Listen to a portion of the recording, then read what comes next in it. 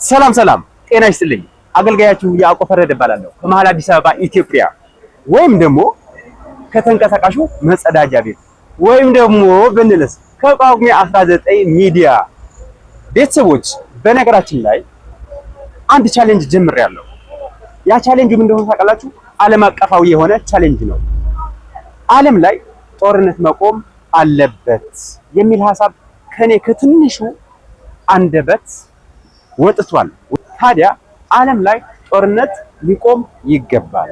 ምክንያቱም ጦርነት ገዳይ ነው። ጦርነት የሰው ሕይወት ነው የሚያሳጣን።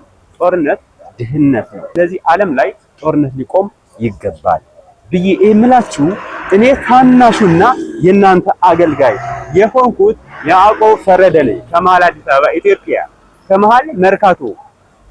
ወይም ማን አንተ ካላችሁ ደግሞ በአንድ ስራ ልታውቁኝ ነው።